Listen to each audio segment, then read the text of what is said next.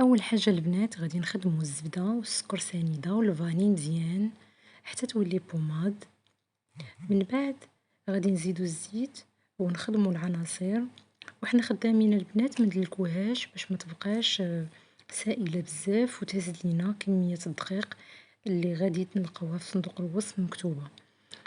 من بعد غنضيفو اللوز ملي حمرتو من قبل و هرمشتو، ومن بعد غنضيفو الجلجلان حتى هو محمر و مهرمش البنات كيعطي الريحة ديالو رائعة لا هو لا اللوز.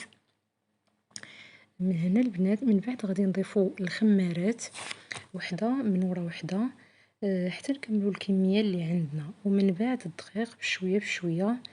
هاد الغريبة البنات تتجي لذيذة و هماوية، ممكن نحضروها في الأعياد و المناسبات، وأيضا دوازاتاي مزيج اللي بين اللوز و الجلجلان تعطيها مذاق روعة البنات متشبعوش منها، وأيضا تتجي في المنظر رائعة مع هداك المزيج ديال السكر كلاصي و ديال المزهر.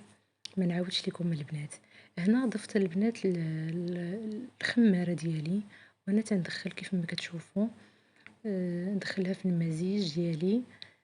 غنبدا نضيف الدقيق حتى نكمل الكمية اللي عندي. من بعد ما يعني غتوجد العجينة ان شاء الله غادي نجربها في يديا، وإلا تكورات بلا ما تفرتت، يعني بلا ما يعني تكون هزات كمية الدقيق المناسبة. كما كتشوفوا البنات انا كنحاول انني ندخل الدقيق والخميرة بلا ما ندلك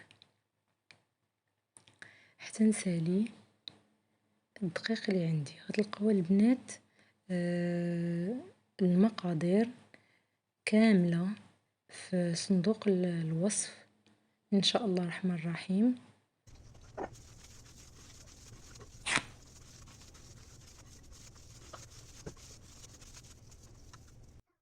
ملي غتجمع ليا العجينة البنات غادي نكورها على القياس اللي بغيت، سواء صغيرة يعني في القطر ديالها يا صغير يا كبير، كتجي رائعة.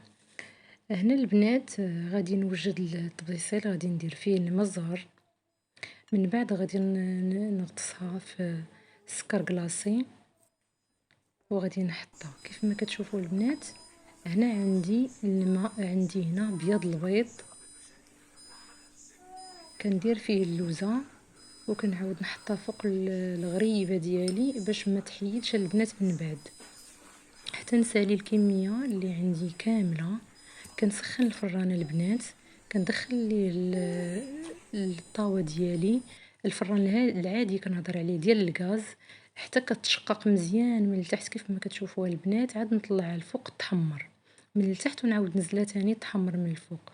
وها النتيجة البنات، نتمنى تعجبكم وعيد مبارك سعيد عليكم كاملين.